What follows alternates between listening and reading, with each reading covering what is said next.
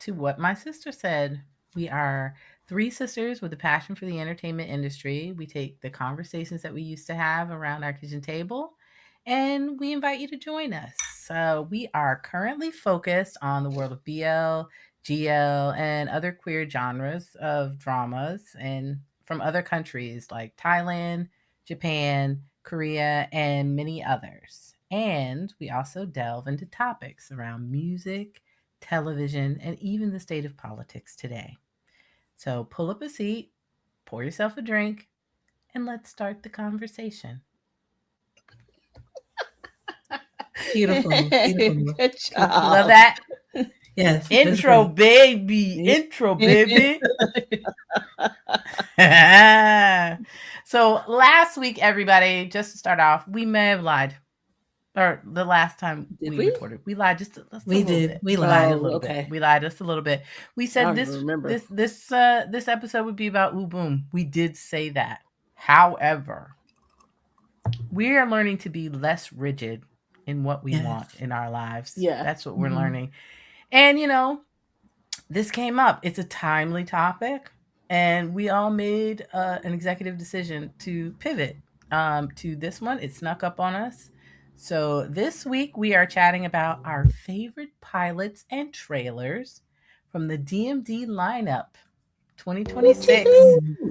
The rise continues. I'm just That like, is what it's called. it sounds so like, I'm like, is Palpatine coming out? As a Star Wars reference for those who don't know. Exactly. There's somebody who likes that. It doesn't have to be us. Not that we dislike it. We just don't know. Mickey got the sci-fi gene from Mama. I did, and I feel like you guys have been robbed because the gene is great. You just have to dial into that. We're okay. All right. Really fine. We're doing all right. We're living life. We're good. That's all right. I don't need you. I married one. I don't need you for this. Did, and you created. You like procreated a couple. So I made a couple too. I'm surrounded. I love it. I'm so exactly where I want to be. You are. All right. So for today, since we are doing pilots and trailers, my mind was thinking what type of drink we should have for this episode. I was stuck on movie drinks, and then I thought of movie nights, and then I thought of summer movie nights because we are moving into the summer of it all. Okay, and so I was wondering how you got here. Yeah, I didn't know either. I just went along with it. And that's how I got to a tried and true mojito, everybody. Yay! A momo. Okay, we won't talk about how mine's a little less slimy than it needs to be. Tink tink, chin chin, everybody. Chin chin. Tink tink tink tink. It's a lot of lipstick on my thing. All right. So that's Are you going to name the ingredients? Oh, no, I didn't do it. Oh, wait. No, okay. just for everybody else. Mint leaves. I know I meant like I don't have the recipe up. I got it in the brain. It's pretty easy. It's a mojito. So you take some mint, right? Leaves, put it in the bottom of the shaker, you muddle it a little bit, right? Then you put 2 ounces of tequila. Rum. Nope. Rum. White rum. How much rum 2 you ounces. Exactly. Look, I told them I'm shifting. I got a Fresca up in here. Anyway, 2 ounces of rum, white rum, an ounce of lime juice, a half ounce of a half ounce of simple syrup. Sorry. I'm thinking of the fact that I made a double, so that's where I was getting confused. I apologize, everybody. That's why my math is like, I'm like, are you mathing right? Because I'm trying to take it back to the single, but the 2 ounces is right.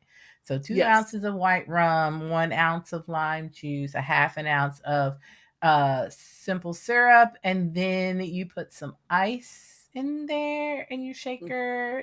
Put that all in there. Shake it up real good. Strain it into a cup.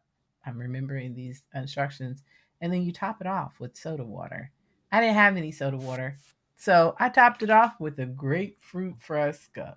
You know what it says on Fresca? Sparkling soda water. Your Yeah. husband's a white woman. I am so sorry, white girl. You know what? He's made my children white women white too. woman? But it's like even a suburban. The boy is a white woman. Yes. Fresca? Yes. Who drinks Fresca? Well, that's the question. So, can I tell you how I made mine? Yes, because you went rogue. Because you always go rogue. I didn't go rogue. I didn't. Whatever. Just a little bit. Whatever. So I watched a Cuban bartender make his, and he was saying how when you get the mint, don't just get the leaves. Keep them on the stem. Because there's oils that come from it when you're muddling it that give you more of the essence. He muddled his with real sugar instead of using simple syrup. He muddled it. He put the mint, the real sugar. Why is mommy and daddy calling me? And oh no, just because I don't know. Yeah. Okay. Yeah. Hold on. Okay. False alarm. Okay, so muddle the mint on the stem with sugar. He used 2 bar spoons full of sugar and the lime, 3/4 ounce lime juice. Put that in the cup first, muddle it. Muddle it with then that. Then you add your rum and ice. And then pour the club soda over it. And he used a bar spoon to stir it. He said he did not like shaking it. He said, get everything, just stir it all up real good. And it is, so I did add one. Of course you did. Saint Germain. Of course you did. Yes. So Saint Germain. Oh, and he tops it with a dash of bitters. But it wasn't sweet enough. That would have been I did good. Add a little. I just added a little Saint Germain. But this I knew it. I knew you were I should have added Saint Germain to mine. I can, huh? What type of is that because I made a double. Is that the elderflower stuff we bought for the other one? Yeah. Yes. Saint Germain is elderflower, yeah. Oh my God. Hurry up. But it's very top. Not a fan. I'm not a fan of mojitos usually. I think it's the rum. I don't like rum. I don't like rum either. We could have made a vodka mojito. We could have made a gin mojito. Gin probably would have made me happier. We just couldn't go dark liquor. We probably could have made a gin mojito. I didn't think about that.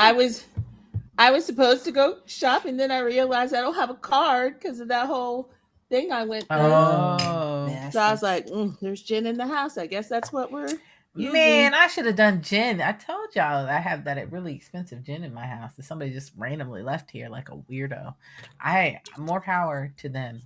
All right, Saint Germain. That gin is delicious. I have so many things from this podcast in my house now. I have Saint Germain. I have grenadine. I have stuff I've never had before. Lavender syrup. What do you got that for? Why I got that? Make some really tasty cocktails. For who? My husband. For who? Because you know what? When we made the elderflower and the lavender one, my husband was like, I don't like drinking flowers. Hey, the Saint Germain kicks it up a notch. Yeah, Saint Germain can mojito drinks. Yeah, y'all be laughing at me, but it can help a lot. It really did. Yeah, a little goes a long way. It really did. It made That's it like all the way down the steps for me. I'm not doing that. Yeah. But let's. And Kelly, did you say Did you say mojito? Did you say mojito? She did not. I heard it really elevates your mojito. All right. Settle down. That's what I heard. I'm just saying. Yeah. What you heard and what I said is not the same thing. Can I do a non sequitur? Yeah. I tried Beyonce's hair care line. I tried the shampoo. Yeah. Oh, Sacred. That's the only thing I've done different. All the same stuff I've been using. It's nothing but the truth. Pay that money. It very little bit goes a very, very long way. I would try it on your babies. My hair texture, soft, stayed soft. easier to comb through. I have had little to no shedding. It's the Hmm. truth. So I'm doing that and pattern. Because I was all Pattern is my pattern, life. and then I was like, I just wanted to try try something from the line, because it does get a lot of hype, which typically that stuff, it dies off eventually. Like the Taraji one, they kind of left alone after a while. Mm-hmm. But I pattern know, people, but I agree though. yeah, leaving the Taraji one alone. it didn't. Yeah, once pattern came out and Seeing the Natural and Sienna Natural, the It's one Sienna, from what's her name? Your girl, Issa Rae. Issa. Hers is good, but hers is not as accessible. I can get Beyonce's in the store, and I can get pattern in the store. Oh, okay. If you go to like a beauty store, so okay. But you have to order Issa's. You cannot get it in the store. So that's the only reason. Her line is great, but all I switched up was the shampoo. My hair. That's crazy. And the curls are something curling. Because was it Yoshi that was like, Kelly, did you do something different to your hair? It was either Yoshi or Lisa said, Lisa was like, it was are you growing it out? It was out? Lisa. That's who said that was the first day I used it. She was like, are you growing it? Not like, no, it's just health. That's crazy. Just change it. Okay, I just needed to say, because I was looking at my curls and I'm so happy right now. It really, my baby's they're into the Miss Jessie's, but it's a it's a mixed kid thing. So, but I think, I can try. It's so tight. Well, I think pattern is more mixed kid friendly. Yeah. But there's two of them, and it's expensive. Anyway, that had nothing to do with the podcast. I just was like, my curls, and I had to say something. Chee-hoo. What is the line called? Sacred. Yes, sacred. Mm-hmm. It's hella expensive. I'm not gonna lie. That's why I only got the shampoo. All right. That's a thing. All right, are we moving on? Yeah, we should, do the show, the podcast. What we doing? The topic we talked about, right? I'll set it up. All right, so we're doing the DMD lineup 2026. The rise continues. And we've decided that our approach we would take with this is not to go through every single one that was available, but we would all pick the ones that we felt like we were most likely going to watch, and we would kind of run through that list and take on, just give our commentary on a little bit. Mind you, these are trailers. So, it's not going to be able to go too in depth. I'm just going to try and give I'll give the little synopsis of each of the trailers, and then we'll have discussion after that.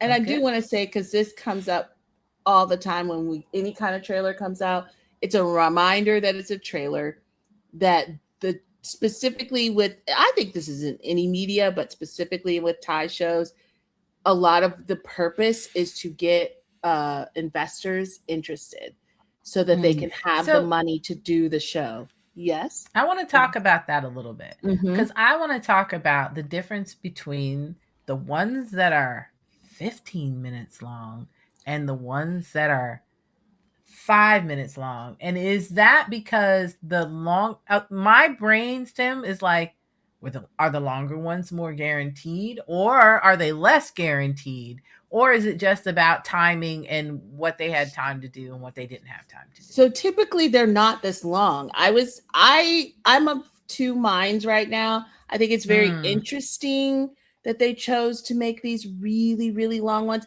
because my fear is, and what typically happens is, people get really locked into these trailers. Yeah. And they want what the trailer gives them. And there's no way you are going to get this. It is going to change. Some of these shows haven't been written yet. They're diving more into original scripts.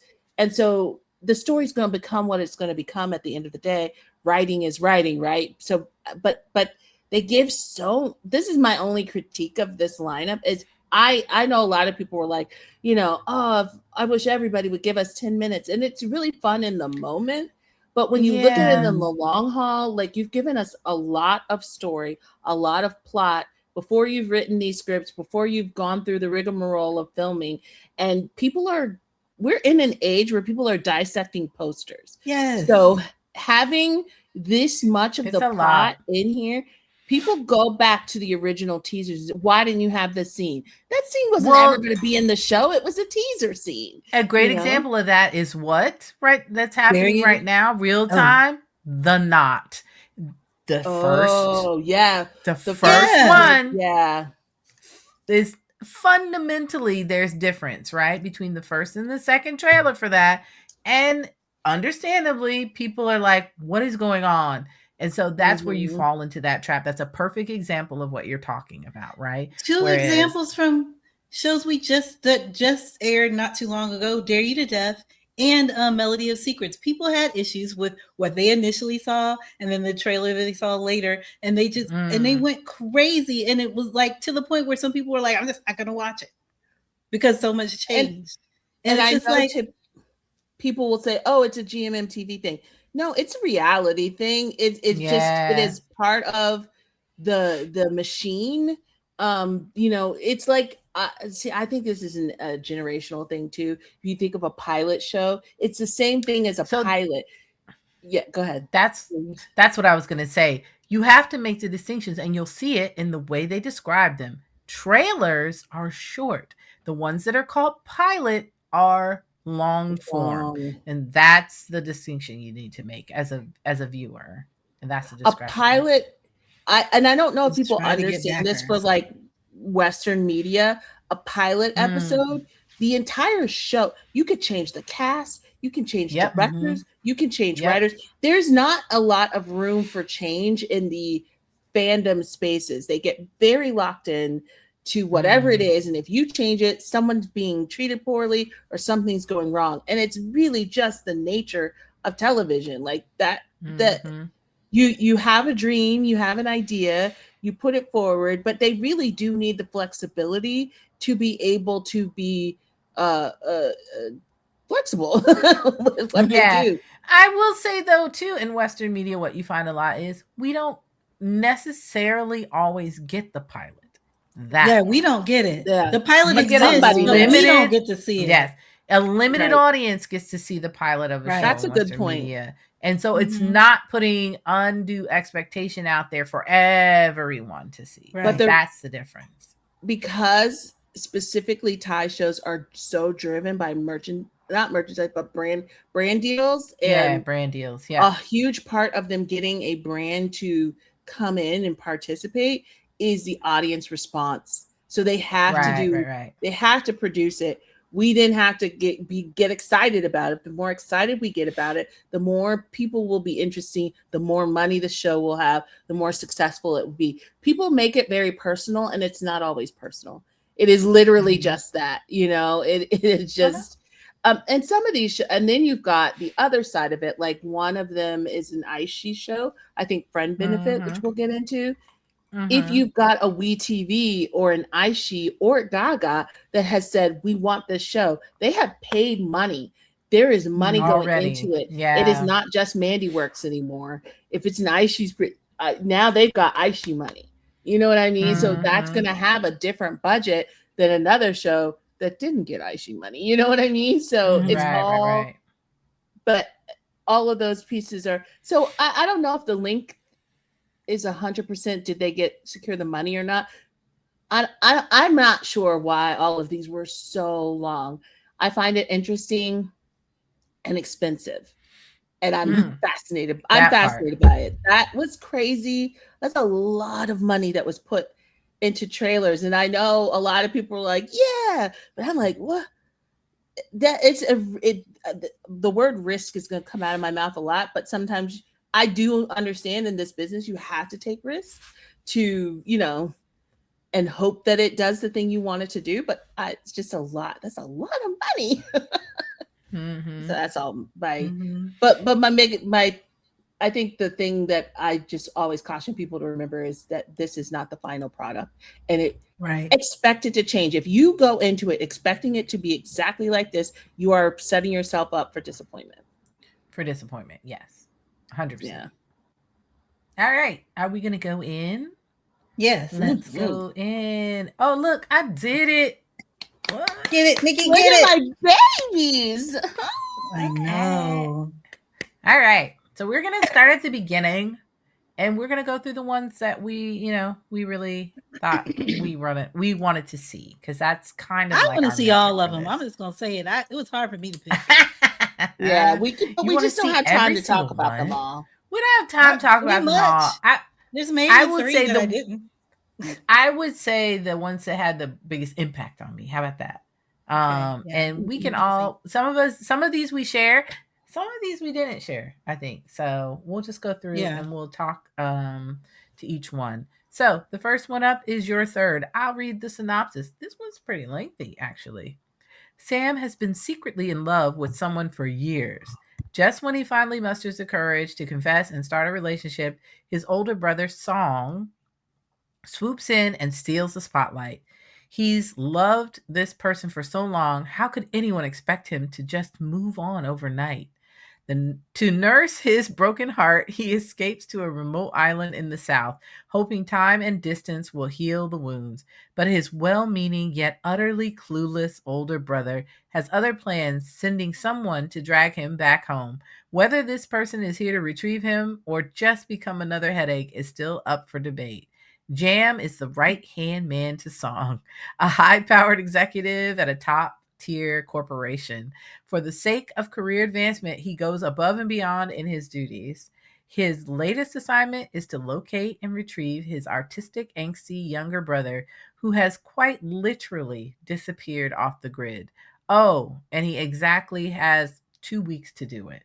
Tracking 2 down weeks. Sam is hard enough. Getting him to willingly return, nearly impossible. Jam is the closest is this close to losing it. So the first one in our list of DMD trailers and pilots is Your Third. I don't know what that means, but we all wrote. I feel like we all wrote the same note, and my note was MaxNat. That is all. I will be watching this. Mine was it's Anybody? MaxNat. I've been rooting for them since day one. I'm going to support anything they do. I have more. No. You do? Can I share them more? No, yes, even more. Oh, sorry. Wait. But I was waiting for Kelly to say. Oh, Kelly, say yours. No, I was gonna say nobody puts baby in the corner. Sorry. So okay, go ahead. When I saw this trailer, it looked really fun. I love Max's look in this. I love his look in this. So different from anything else. That little dirty top lip. Dirty his mustache. Yeah. Damn. Yes. You really hate facial hair. You really I don't hate facial hair. And I actually think his dirty top, his works. Jimmy's did not. Okay. We'll make that distinction. Wow. You know. If you don't know, you need to go look at my content on TikTok. And that's all I'm going to say. Okay. I was, my other comments were beautiful. Jimmy. Oh, yeah. Yeah. Beautiful Jimmy island. Jimmy. Not that Jimmy. Oh, sorry. The island is beautiful. I enjoy the whole kidnapping thing that happens. And that's about it. They're fun in this. I will say also, this is a carryover from the last one. So there are several shows that were part of the last lineup, and this is one of those. So we should be getting this sooner than later. They've been actively filming this. So this is not one where we're like, we'll not see this for 2 years. No, they are working on this. This has been filming. Cool. This will probably be one of the ones we get. I think this has a date. Does it not? Am I crazy? I don't know. I didn't see a date. But also, we didn't see it in the trailer. But Peter Pan, and Fluke are supposed to be in this as well. That's right. So I was really shocked. I want to see that real bad.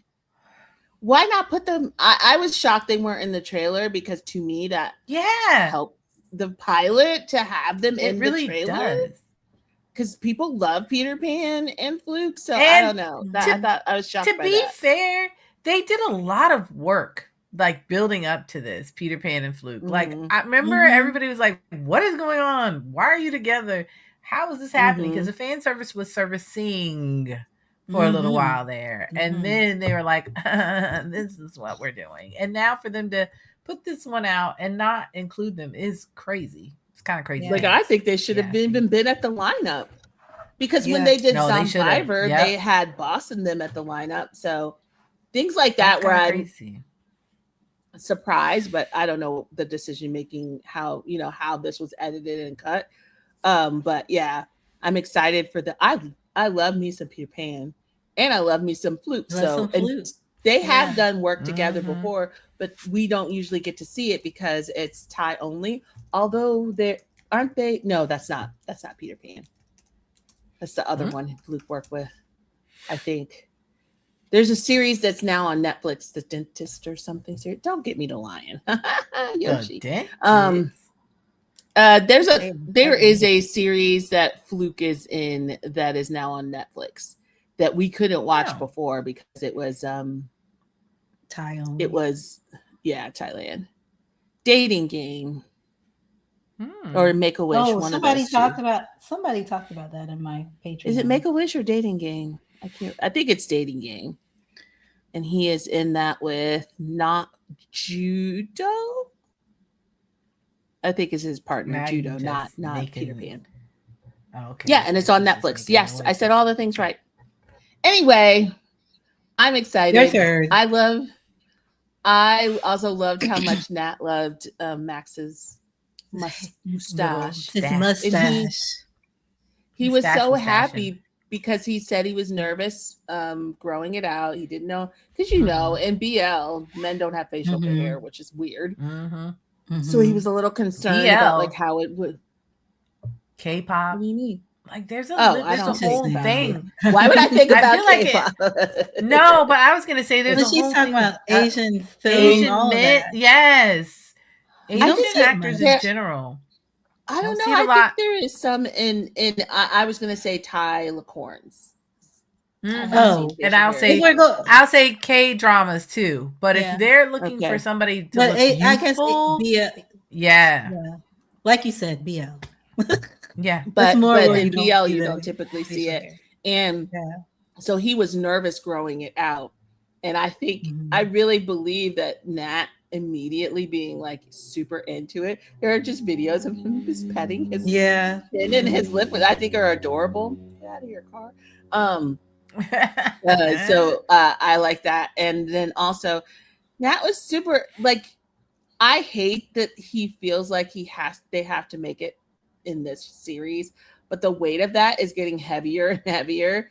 He got super emotional in an interview. You guys saw that, right? Where he cried. And Max was like, I'm going to take care of you. Don't worry. And everything like that. I hate that they feel like they're in a position where this is a make or break scenario because they're both so freaking talented. So I hope this does well so that they can have more opportunities to do other stuff with a lot of different people. Yeah. And I don't feel like that should ever be something we're privy to. That's weird. Like, for them to have to be like, oh, this is a make or break for us. I don't know what, our future. But I don't know. I think actors do that when they, Yeah. Actors do that. Yeah. Okay. I don't know.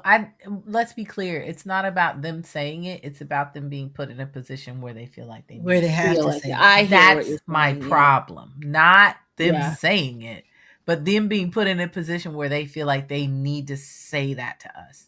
And I don't know if that's an external or internal thing, right? Right. Where's that pressure coming from? We don't know where that pressure is coming from. It could be, I told myself I would, if I didn't achieve this by this day, I would do something else. You know what I mean? We don't know where the pressure is coming from. We just know there is a sense of urgency to do well with this series. So watch it. Yeah. I'm just gonna okay, good. Go ahead. Yeah. I was gonna be grandma and say we're 30 minutes in and we have 11 shows to. Yeah, let's go. We do. But I am going to do something you don't want to do. We're going to pause for just a second. Go ahead. Okay. All right. Okay. All right. What's the next one? We're back. The next one, we're going to go Keep it going. What? Mr. Mr. Fanboy. Fanboy. Love this one. Been waiting for this one. I didn't get a chance to Wait, rewatch it. is that right? Mr. Fanboy? It is now. Oh. Yep, it is right. Ah, yes. You know what? I have nothing for Mr. Fanboy, so somebody else can set it off. Well, you could have told us it. Huh? It wasn't my pick. The synopsis isn't on the list though. No, I don't. I think I just didn't. I don't know why I didn't put it up here. This is it's wrong. okay. I skipped it. I will read it. Grab your synopsis. Okay. Yes, go. I got it.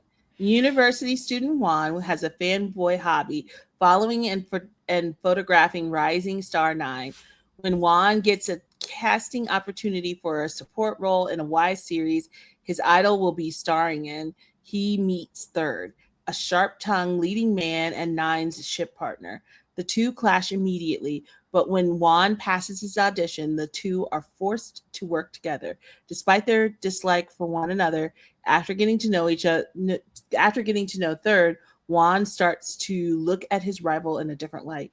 He doesn't know what's wrong with him, but he finds himself avoiding the cocky leading man's gaze more and more. Beyond that, Juan comes to learn that behind the curtain, the industry that looked so splendid isn't at all as he thought. Even Nine, his own idol, is hiding something. And this is adapted, something shady, and it's adapted from the novel Mr. Fanboy. Save is Juan, Ooh is Third, James is Nine. James is evil in this. Yes, James is Nine. I'm he super does it excited. so well. So this was from last year's lineup. This was my top pick, one of my top picks. I love me some AuauSave. I loved them in freaking Your Sky. Your Sky. Yes. And I just love their vibe all together. There's something about their dynamic that just works for me. I love them in I love Ooh and Dex. I just love them. And so I went into it with that. And then I really like this kind of storyline. You're going to get close proximity. You've got this like behind the scenes of an actor and, the industry story. And you've got enemies to lover kind of situation. Well, sort of the true enemy is James's character. Nine. And this idea of like, don't meet your idols kind of thing that they're playing with. I do feel like that's a theme across the board in these shows is, this is what really happens in the industry.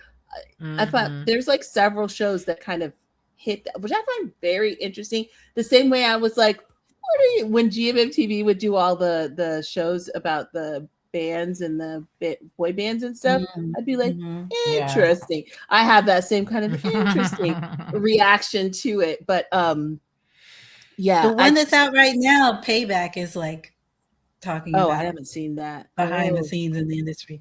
It's very dark, but yeah. So we had a heyday of that back when it was War of Y, and the one we watched, Ennui, and there were a few others.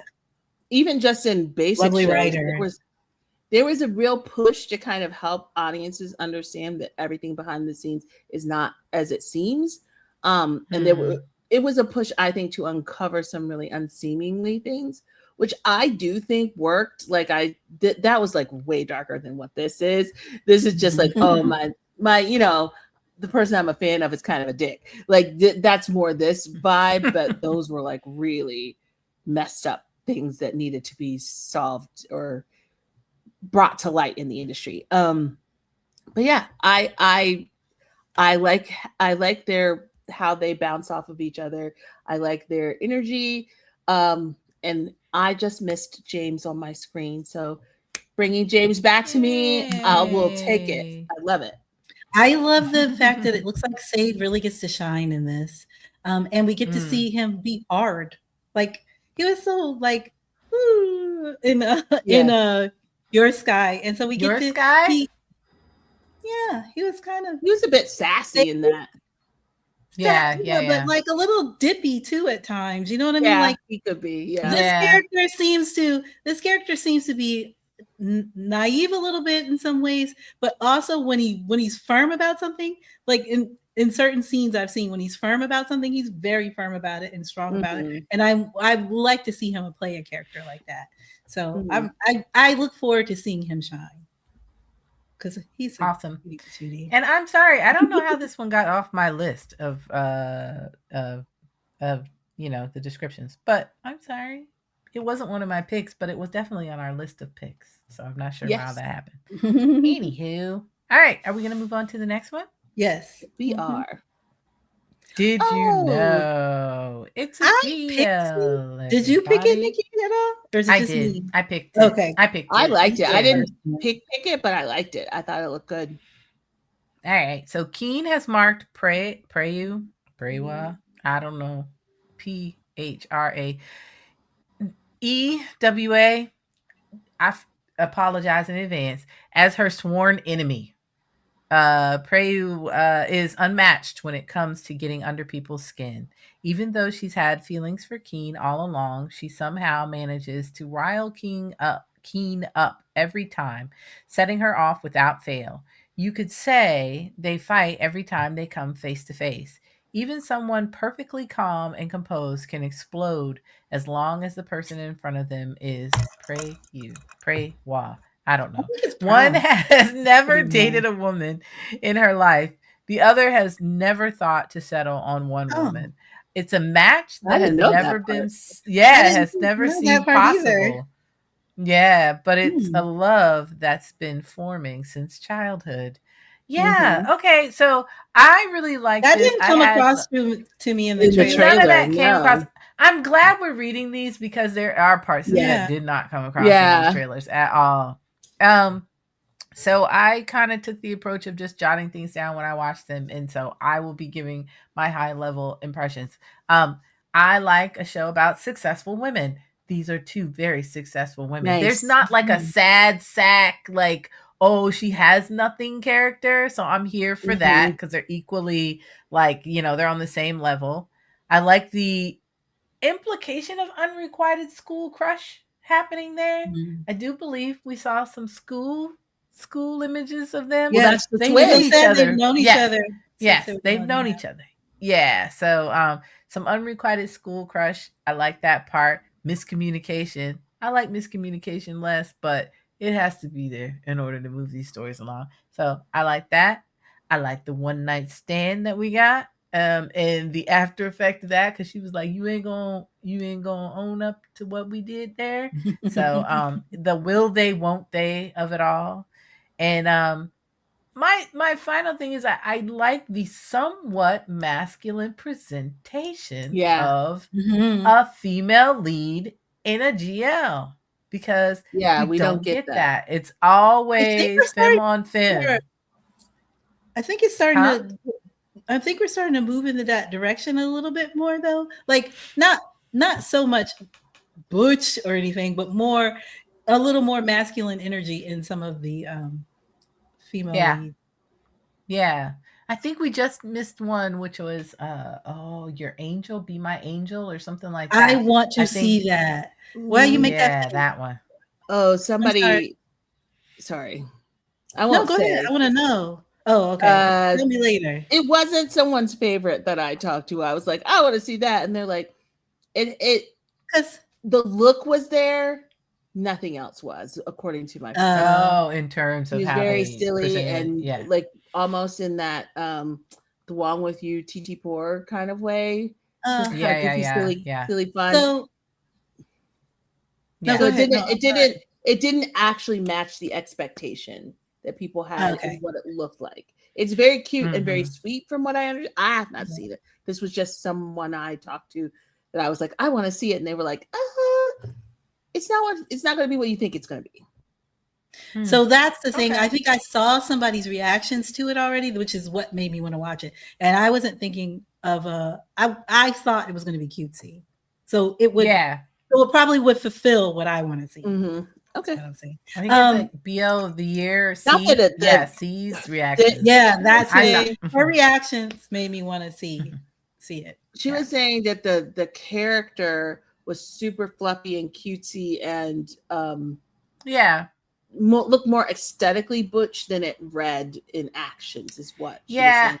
It was like there, but not actually fully there. I would say though, in the promos that they gave, I didn't that's get exactly that. what I was thinking. I was I didn't never think they were gonna thinking be like Yeah. masculine butch. I just thought they were going to be a little boy presenting and accordingly be goofy. Yeah. Like a little boy. Yeah, and this was I just guess one that's why. person's. This was just Yeah, one yeah, yeah. person's thing that they said to me. So I don't know. They just didn't. They weren't 100%. It wasn't their cup of tea. Yeah, Yeah. yeah.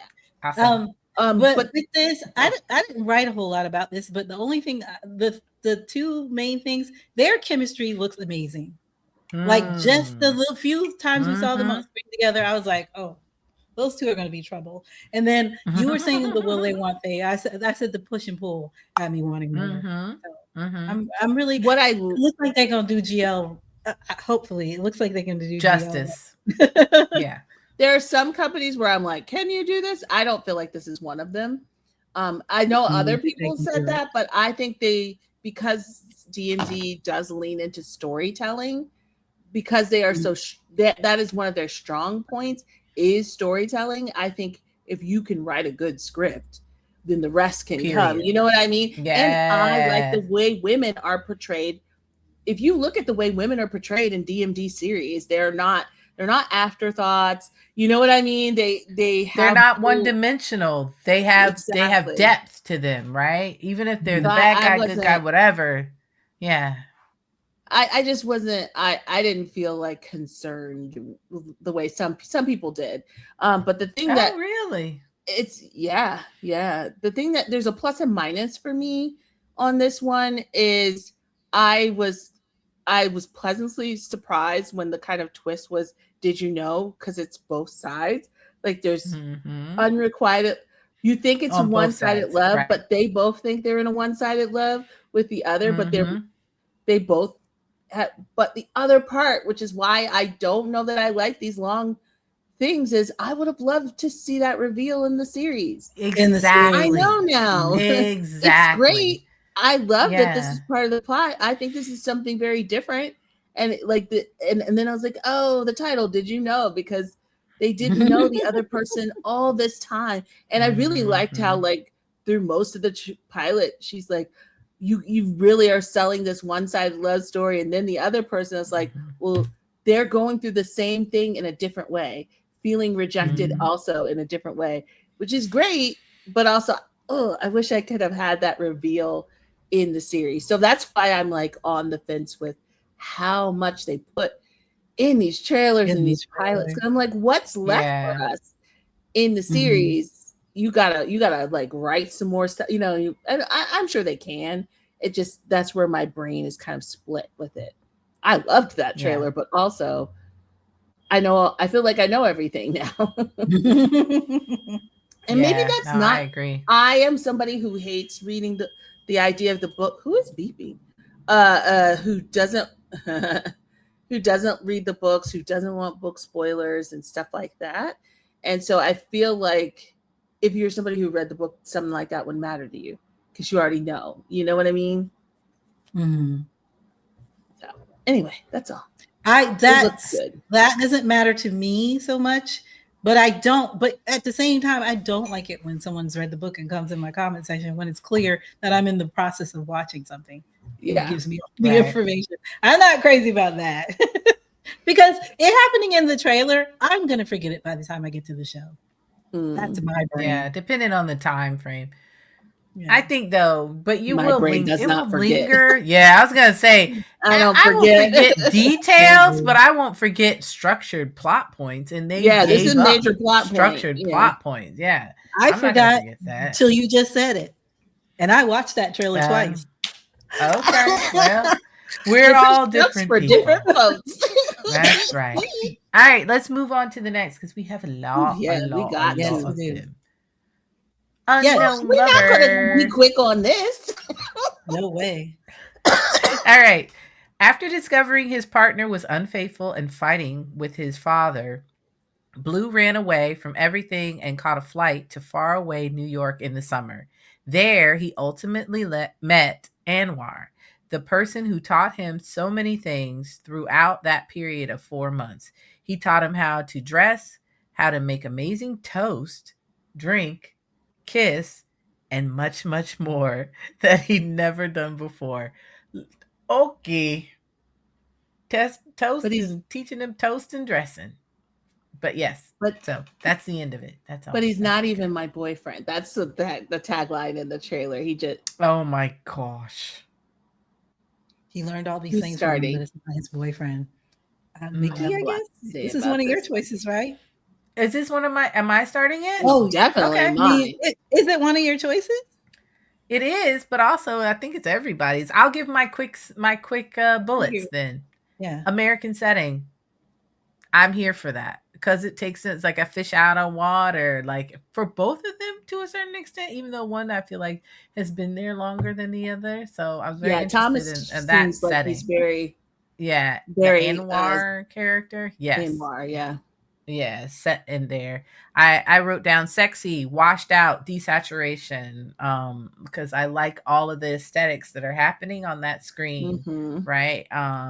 And then it felt like a handheld camera feel. I don't know if it's handheld camera, but it definitely felt like in the moment how they were doing some of that shooting. It reminds me of meandering conversation movies. A la Before Sunrise from 1996. Yes. 100% like that. That's what that trailer was giving. Like not a lot's happening, but things are happening in the words that are coming out of their mouth. You talked about a 90s film, and it made me think of High Art, also from the 90s. Yeah. Check those out, youngins. Yeah. So it's giving like art film vibes, right? I wrote also quiet, atmospheric, like those two things. And then I asked the question about the longer pilot for this one, because this is where it really started to become impactful. Like, this is really long. Why is this so long? But we talked about that at the beginning of the podcast. But yeah. Also, this is where you see that the writing diverges, because from the synopsis to the trailer, like he finds out about the cheating while he's there in this trailer, as opposed to finding out before. When I read that synopsis, does he have an inkling? Because he says something to his mother, like, that's why I want to leave. But then they act like he found out. Maybe it's continuing while he's there. I think it was solidified when he was there. I think he had questions and he had feelings about it. And when he got there, that's when he absolutely knew what was going on. That had me confused. I do want to point out too, like, this one isn't an adaptation from a novel, because they do have some original scripts that we're going to touch on, but this one is an adaptation. It's very popular, and so people, when it's an adaptation, people, I'm getting that right? Sometimes I get them confused. Very particular about it. I think you're right, because there was, when I was looking for the imagery, there was a manhwa cover for it. So yes, you're correct. Make sure. This is pre-existing.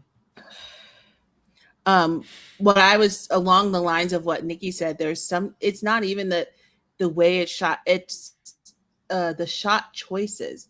So there's a shot of like Kong's back. It's back, it's the mouth, it's hand, it's feet. It is very specific in the shots that it's focusing on, that gives it kind of that look and feel. The question I have is, there's a lot of space in this, and I made this analogy of space because there's not a lot of backing. There's not a lot of orchestration around it. Yeah, there's no happening. Music sometimes is a cheat. It tells us how to feel. It tells us what the scene is trying to tell us. And the music, there's not a lot of music in this. There is a jazz, which is, I was going to say, the jazz stuck out to me strong. The jazz is there, but it is beautiful and it is there, but it's not always there. There are a lot of empty space moments in this. That's where quiet came for me. Yeah. So I made this analogy in my reaction to it, because I thought about it was one of my favorite. I went to a workshop weekend for dance, and they were teaching us how to move through space. So instead of I step here and then I step forward, if there's something lush in the music and you want to elongate it, you don't just step forward, but it is very hard and very physically taxing, but you move through the space, because you have to keep energy and movement happening or it becomes stagnant. So the space can't always just be space, even though it exists. You can't just step. You have to like move through it. And that is what I am curious of and I want to see in this series. There has to be emotion that fills that space. There has to be something beyond their talking. I think a good example of that is Ticket to Heaven. I think in that there is never a moment that is truly quiet, even if they're not talking. Although that does have a big orchestration, so I don't want to. It's not a good comparison because orchestration does exist there, but in their acting, they are moving through the space, and that's what I really want to see with ThomasKong in this. Because here's, I used a lesbian film. I used High Art as an example of what it reminds me of, kind of. But I think a lot of the lesbian films of the 90s are examples of where that can fall flat, where there's definitely spaces that they didn't utilize. And then you're like, And how many episodes is this? This, to me, this is one of the ones where I said, this is ambitious. I am rooting for them. I want it to be, it has so much potential. But this is asking a lot. I need people to be aware. It's a lot. This is asking a lot of these actors. This is, even if all the direction and everything else is perfect, what they're asking ThomasKong to do in this is a lot. It's a lot.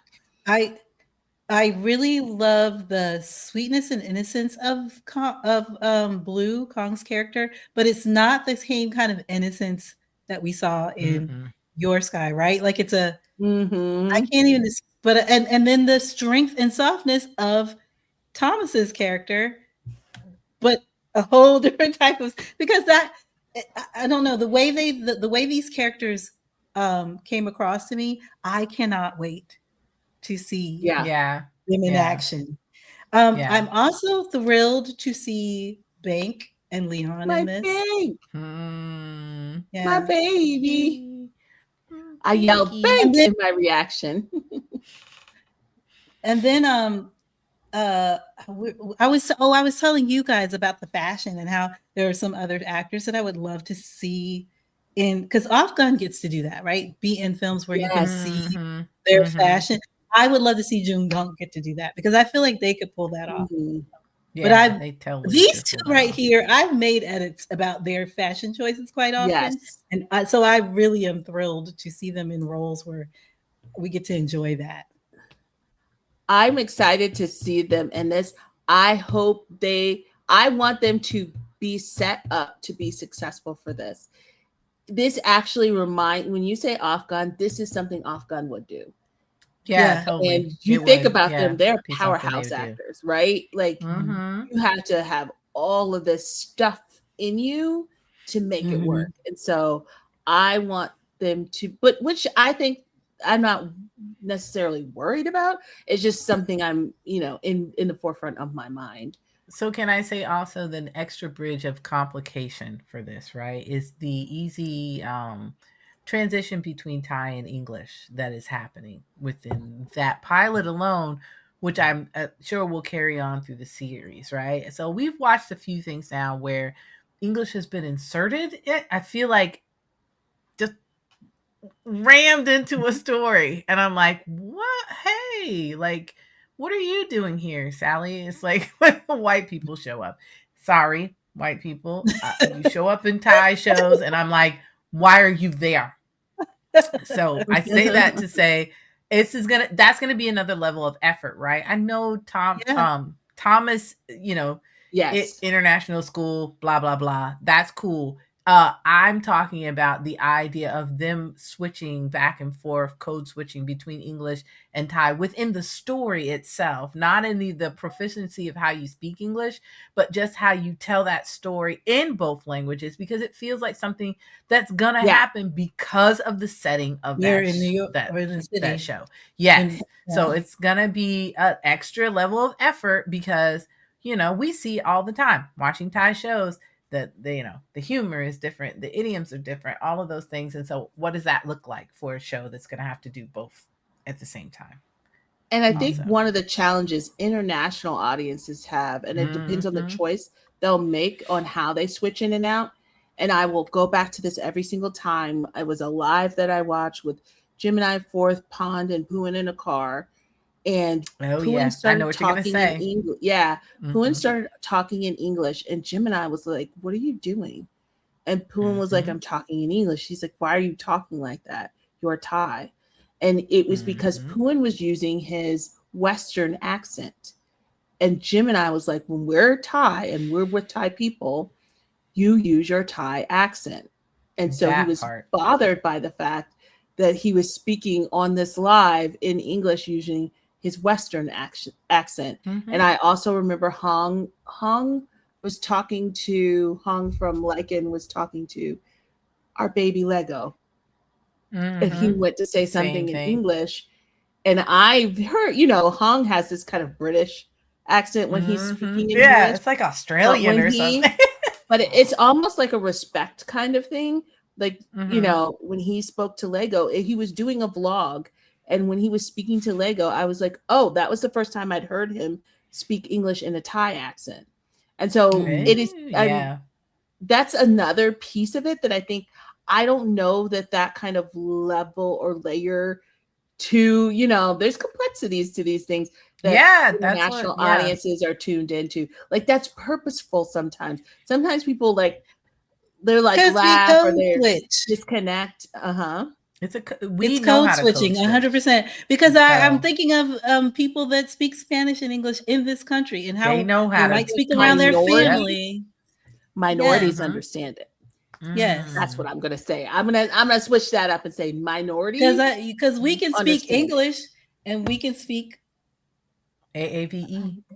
There you go. Thank you. There's code switching. There's ways that things are done. Yeah. All right. We need to move on because we are stuck. Next up, we are. I could talk about that all day. I think this one was mine. Pick. I don't think anybody else picked this, right? I'm gonna let you talk about that, and I'm just gonna disappear for 1 second. But you keep going. I'm listening. All right, number one student, and this is CopperFifa.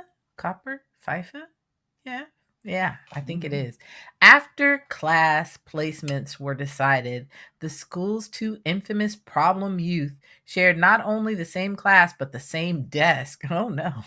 They're clearly good at studies, but pretend to be slackers, fakers from head to toe. They just keep walking farther down the path of their performance. So for this one, I had some of the tropes that we talked about already bubble up here. I'm interested in CopperFifa. I mean, I didn't watch their season of DMD Friendship. I think I did that purposefully because there were just too many people and I couldn't dial my brain into what was happening there. But I saw them kind of bubble off, break off and bubble up in terms of popularity. So I was interested in what they would do.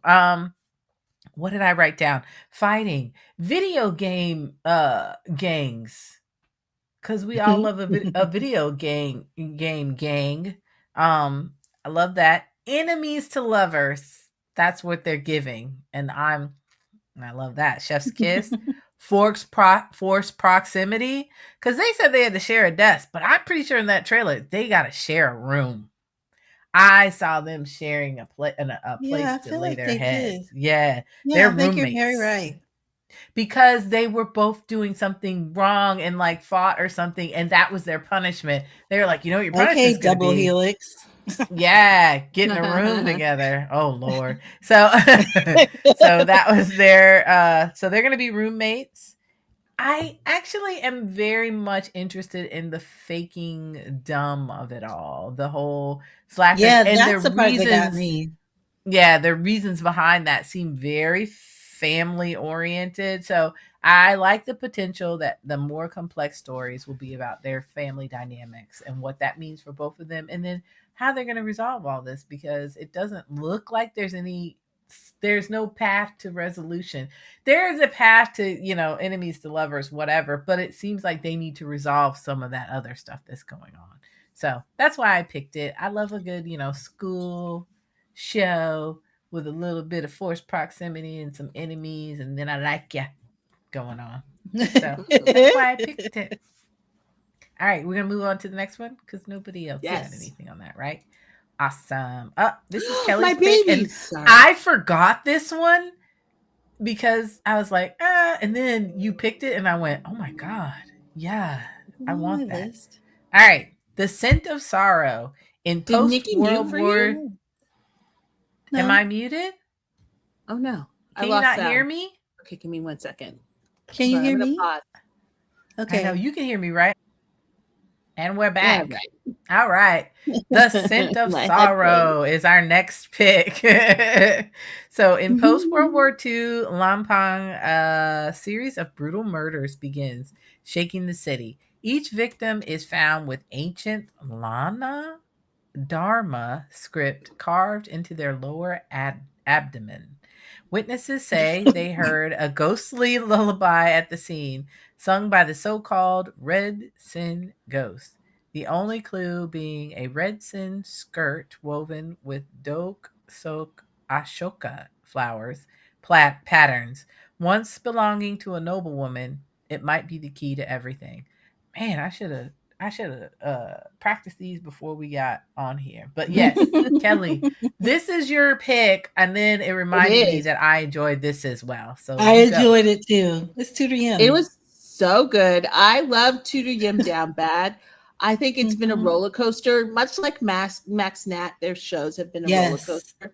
And I have wanted them to have a show that showcased them in the way that they should be showcased. And I don't want to jump ahead too much, but I feel like this one has all the bones. Like I like a good mystery. We've got some interesting time travel piece to it. There's a little ghosty ghost stuff. I'll be honest, I don't like the scary ghosty ghost stuff. I'll do that. It's a lot. I don't do none of that. So Yoshi has to be there. I'm gonna have to watch that with him. But I love them. Watch it with me too, because Yoshi's mine for the scary stuff. But it has you like scary stuff. Do you want to watch it? I don't like scary stuff. I enjoy a good story that might have scary stuff in it. A la Widow's Bay. If you guys, Goddess Bless You from Death. You should watch, Goddess Bless You from Death. But also, if you guys are watching Widow's Bay, comment below because that show is great, and it also is jump scary as hell. So I can get past scary if the story's really good. And this looks like a good story. I like a little whodunit. We got our TleFirstOne too. Like, come on. Yes. Give me all the things. And that's like their as parents. Get out of here. Huh? What? So can I read my little note? Yes. Do it. I wrote period piece. I'm here for that. Spiritual mystery murder? That's the ghosty part of it all. I like that. Ghost jump scares. I'm okay with that. I don't love it, but I'll do it for a good story. Visually, potentially too dark. I don't like the dark,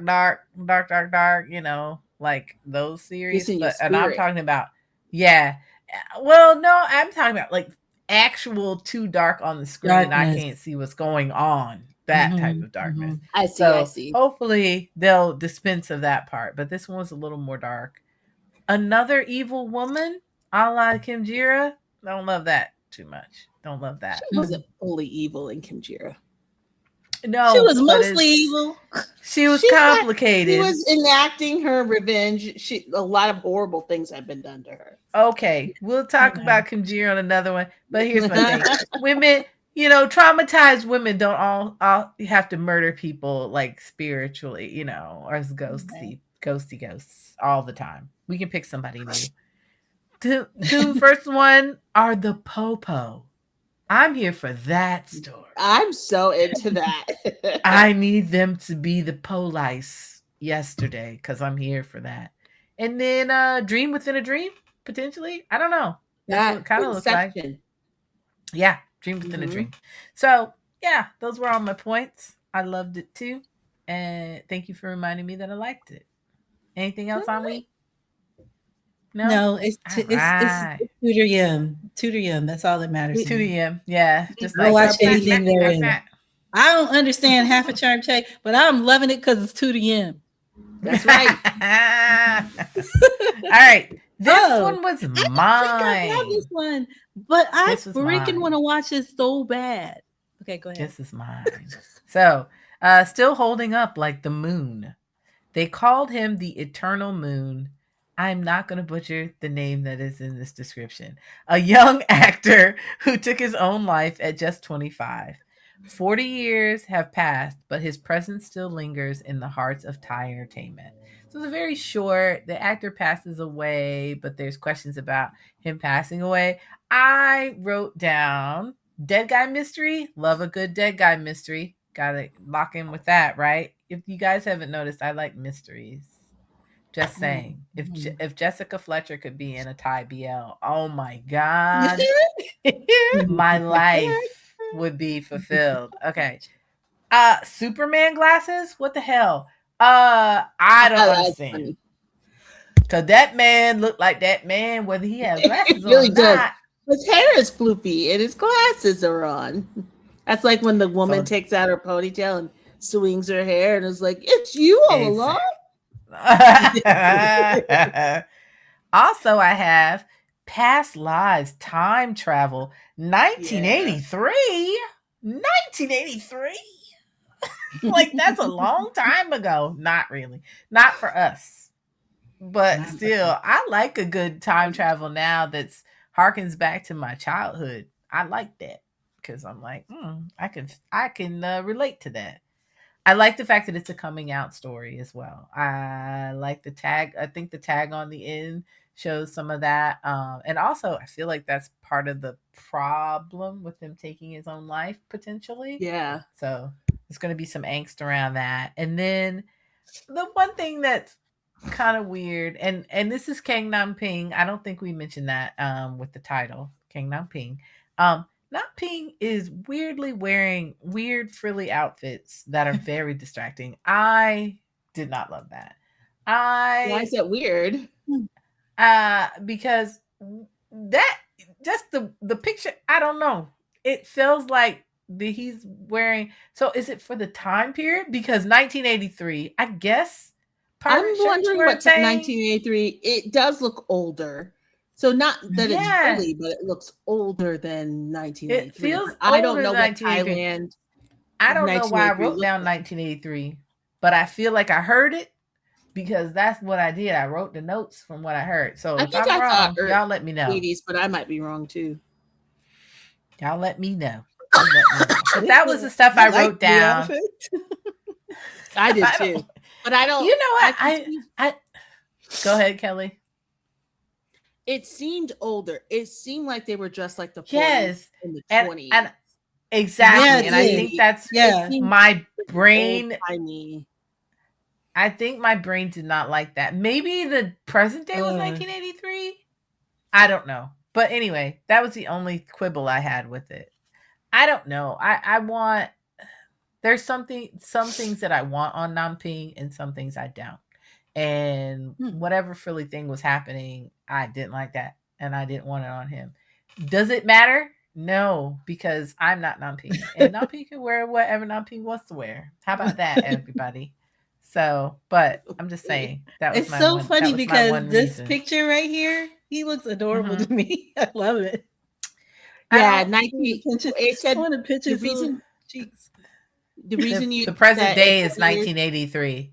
Yes, is what I'm trying to say. Yes. But I'm looking at images of 19. I think that's where I was confused.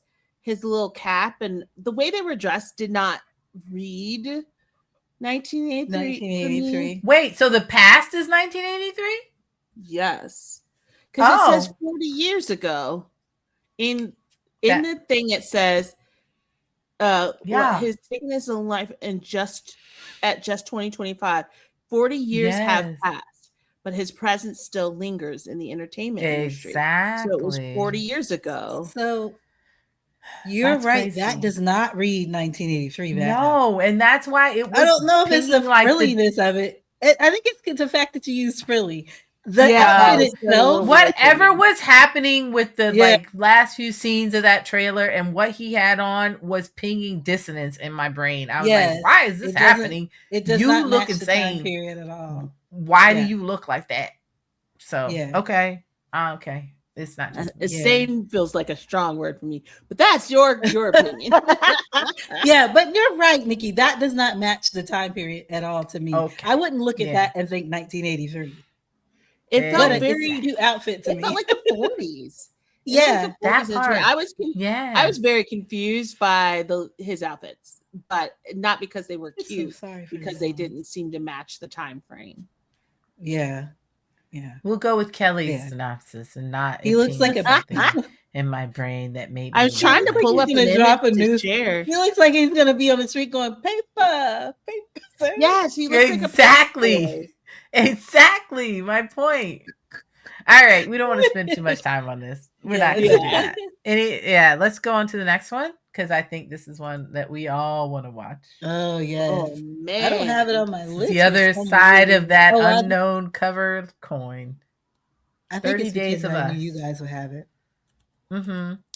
30 Days of Us with NetJJ. So when Bear and Cho's relationship reached a point of saturation and distance, they agreed to a 30-day period to reflect on their feelings and their future, sharing memories and talking through their emotional rifts. Will the two of them decide to stay together or separate for good? So it's the portrait of a relationship, right? Again, I like the desaturation in this. The color palettes are doing it for me. I like the fact that it's a portrait of a relationship decaying slowly, right? I think they give us that synopsis of the relationship. The show will be about that 30 days, I think, more than anything else. Even though the pilot didn't feel that way, the pilot felt like, well, I don't know. So I am a little confused about what the show will actually be because they gave us that 30-day part like right at the end of it. Then it's right at the two different sets of 30 days. So is the relationship breakdown? So or is it going to be each perspective? In the tag it says one takes 30 days for a relationship to fall apart. The other takes 30 days for it to mend again. So the first 30 days he goes to Japan and he on his own. And then next character follows him. And then he's like, if we can't make it through these 30 days, we break up. They don't make it. They break up. And then it's their anniversary. Nat meets him at their spot. That's the end. And he's like, why are you even here? And he said, we made a promise to each other. And he's like, let's start over again. Give it 30 days. And he's like, what's the point? We already broke up.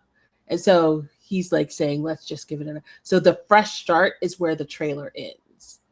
Okay. That's what I was saying. And I thought that's what the show would be essentially.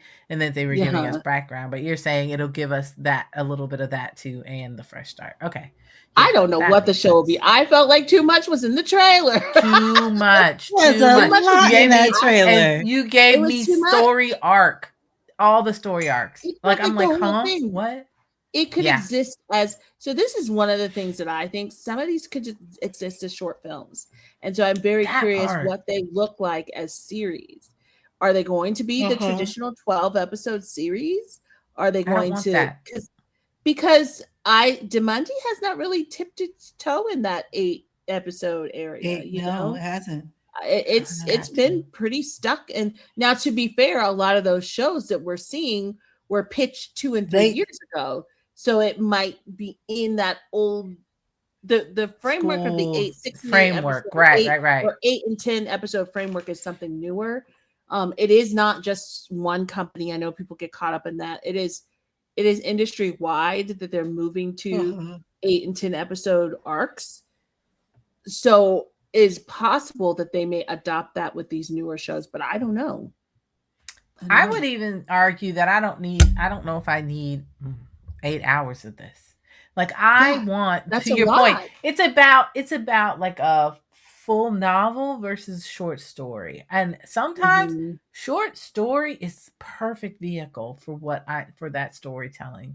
And I feel like I want that more. And that 8 and 10 episode arc, I mean, that's just, the difference between streaming and network television, right? Right. Network television. I mean, my kids are watching stuff with my husband right now, like old network television shows. And they're really dialing into like 22 season episodes, right? Yeah. Because that's what they had to do. You had to put that on every single week. There were no breaks. It wasn't going to stop. It had to happen. So I get it with the 12 versus 8 versus 10 conversation. But it makes me think more about full novels versus short stories. And I feel like what they gave us was so good in this pilot. I would really like it to be a short form. Yes, Keep tight. that stories tight. And yes, because I don't know if at 45, for 8 episodes, that seems like a lot. Space. We're going to go back to Unknown Lover. There's going to be too much space. And I don't know if I can survive it. All that space. And it's heavy. It's hard. And that's another thing. Domunditv doesn't tend to do these heavier topics that expand the whole. I think, to be fair, Kimjira was heavy in a way, but there was a lot of lightness in between to get us. Yeah, there was a lot of action happening. There was something that's to not bridge that gap. This story, this is right? Really on NetJJ.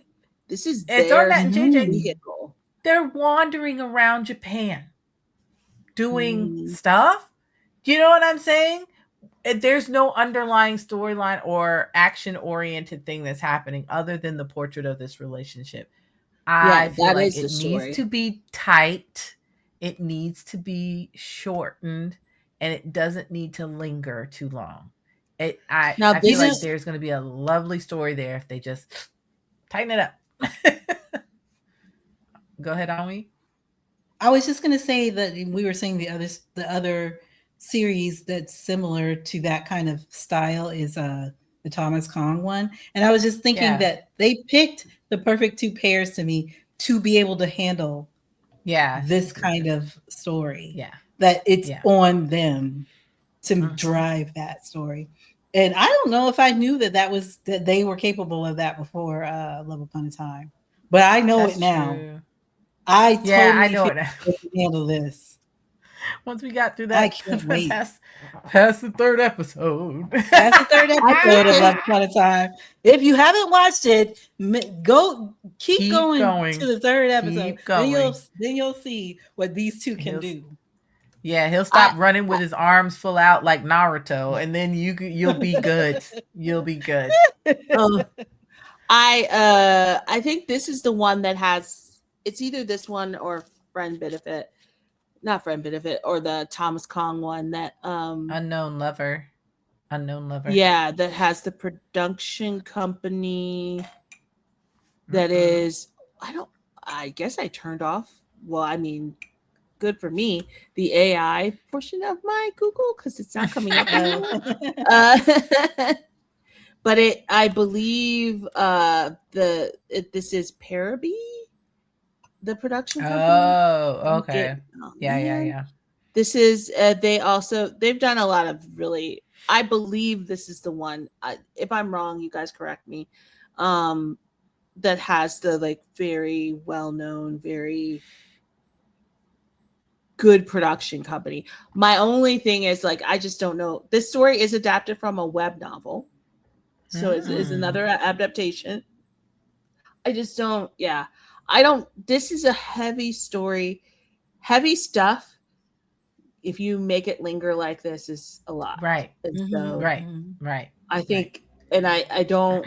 I think a lot of people just want a lot of episodes so they can spend the most time with their favorite actors, as opposed to thinking about what services the story best. We're given the trailer and what the meat of it is, right? But there could be likeness in there, like we were talking about while we were watching Ticket to Heaven. True. That you need that likeness to be really hurt when the heavy stuff happens. So we could get that in those episodes. True, but that was 6 episodes. You know what I mean? Like That's that's a good true. example. That's why I when I think of like what true. Sunset About You and Ticket to Heaven, when I think of those super heavy shows, they don't sit you. It can lead to people turning on the show when you have heavy run long. When so you I have don't to know be though. We'll see. You have to be in pain for too long. Yes. Yeah. Yeah. Yeah. And I, All right. you know, yeah. Okay, I'll stop. Well, I'm just saying we've got 4 more to go. Yeah, that's fine. I'll on stop. our You list. can go. Yeah, and I'm looking forward to seeing what Are they all my 4?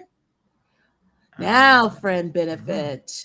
Yeah, you invoked friend benefit, and here you go. Did I will say I have some notes on this, but I didn't pick it, and I'll tell you why later. Okay, what happens when a close group of friends transcend the boundaries of friendship and face the challenges of increased intimacy? Is it best to ask questions about how long they can maintain their relationship in its current form, or is clarity the only way to resolve feelings that can no longer be hidden? So friend benefit, and this is TleFirstOne. Yeah, I think the gang is all back. It's everybody from Dwang with you. Is it So North what I Ottawa wrote, in this? I think so. I put the gangs Are back they? together. I don't know. I could be wrong, but I thought I the know gang was back AuauSave together. are in this. I know Dex basically is in this, aren't they? this is Oh, Dex? is Yes. it Dex? Oh, Yes, okay, I think okay, North okay. Ottawa are in Yeah. this. No, this is Dex. So I said, like the wordplay on friend benefit versus friends with benefits. I like that. And then I don't think I can watch this and not get mad at TT. So I'm not going to watch this. What?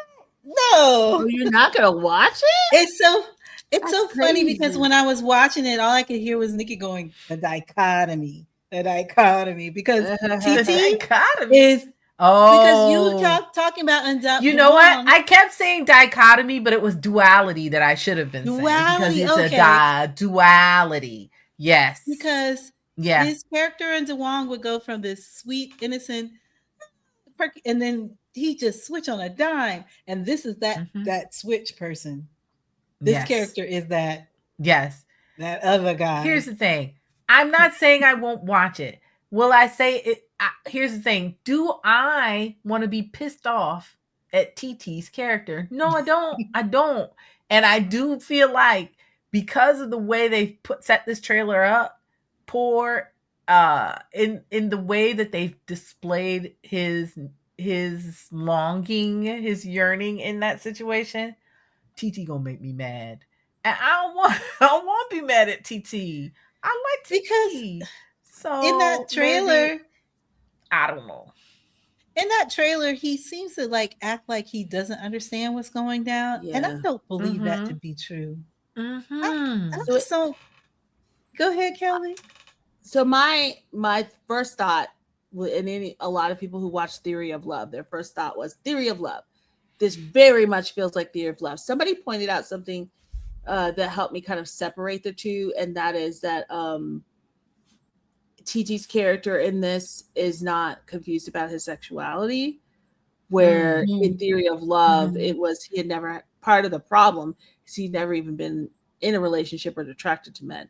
So there was the am I even gay part of it, but also he was just a dick. That character was rude and not a nice guy.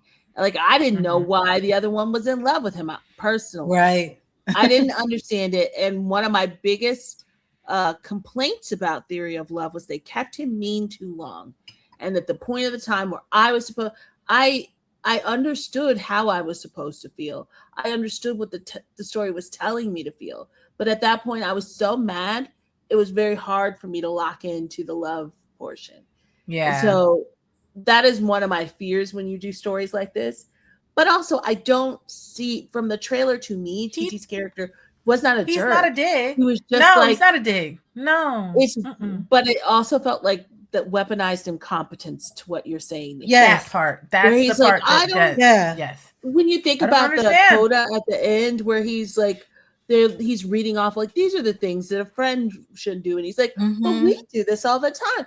that's dumb. I don't believe that, because we do. And it's like, no, you actually should be listening to that, because that's not what friends do. And you're doing this with him all the time. So I think I'm a little bit more bothered by this character in knowing that he knows his sexuality and that he's not a dick. Taking a friend that he just knows this is somebody he can fall back on anytime he needs affection. That makes me more angry than the character in Theory of Love. That's why I'm like, I don't know if I can watch this. To your point, Anwi, to your point, there is a line that I did not hear till I listened to it, watched it the second time around. What was it? If I can't have a boyfriend, you can't have a boyfriend. Yes. That line pissed me off. That is TT's line, too poor. And that's why I said, I don't know if I can watch this, because I was already poor. You know what I'm saying? Poor is my baby. That's my baby. That's my baby. And you're not going to treat him any kind of way. Not for a bunch of episodes. No. Theory of Love pissed me off. It made me angry the first time I watched it again. I wasn't as angry, but I don't think I was ever as angry as Kelly was. So I had a different experience with it than Kelly did. I really hated that character. But I was also like understanding when I understand where you said it sat in it too long, but I could see the turn when it happened and I was kind of okay with it. But I feel like because this character just makes me more angry because I feel like he gives more. You know what I mean? He gives more to make this other character feel like there's a chance for them. Yes. And I just it's not cool. Here's what we'll walk away with. Let's hope I want to see this is not 100% true to what the story is overall, that they're giving us these. It is. I mean, it's an adaptation too. Okay, well, I think let me say it right, because people will come for you if you say it wrong. Well, while you're looking to see if it's right, I think they're going to kill these characters. I think they're going to chew this up, eat it up. Yes. They're going to destroy us. 100%. Yes. I knew I was wrong. I keep confusing this one with NetJJ's. NetJJ's is an adaptation. They wrote this specifically for TeePor. Because we don't know. Because when TT does that, that's what I see. That's the bad TT. That's what I see in this character. That's what I see in this character. Put your tongue back in your mouth, boy. What is you doing? That's every time he does that. I'm like, if you don't put that tongue back in your mouth, and go do what you're supposed to be doing, because you're doing too much right now. The cool thing is the script's not even written, so they have up there. I think they're kind of, it's smart. You can hear all the feedback, but I will tell you, unlike us, there's a good chunk of people who want this to be as bad as possible. People love Theory of Love because of how messed up it was, and so they want. This is the thing I worry about, because I do feel like you can't half step in this kind of storyline. If you're going to do it, you better do it. If TT's going to be bad, he needs to be bad, or else it just feels weak sauce. My actor concern is Off still carries the mantle of that character to this day. I want to be so for real with people. Off is still compared to that character, and people hate that character to its core, and he is still dealing with that to this day. But he is a person who can handle that, and it doesn't mess with his psyche, and he keeps it moving, and he uses it to thrive off of it and build his career, right? TT is such a little sensitive soul.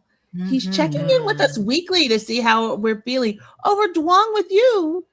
That was the cutest little, sweetest little thing. But he knew that character would challenge people. And so he was checking in. I need them to make sure that he is ready for all that comes with playing a character like this. That is my concern. 100%. I feel you on that. All right. Well, they better come. I like me a toxic relationship, but I don't want this. Not for my babies. I don't want it. I'm All gonna right. watch it. Yeah. Yes. All Oh, right. I want to see Next. this so bad. Is this Ook? Uke? Ook? You. okay. No, Uke. It's okay is what. Remember, Yoshi corrected me. yes. Yeah. It's Okay. Yeah. I believe you. it's the I'm just it's saying the what I keep hearing. terminology, right, Kelly? It's the terminology Yeah. for Bottom. I'm gonna say bottom. Yes. Yeah. I don't like to say bottom, but I'm gonna say Me bottom. either. All right. UK. Gonna read it? UK. Yes. No matter how I've tried to forgive what these people have done, the depravity, the violence, Okay. the judgment, the stigmatization, the fakeness, I've never been able to. So some may think they're good people or never realize who they've traumatized. Then comes the day they face me. And all I have to say is angry Namping, potentially killing people. I'm here I for it. Okay, All that's the right. bottoms. Okay. All right. I I wrote, love it. Go ahead. hold on. I'll finish mine because it's very short. I wrote, girly boy power.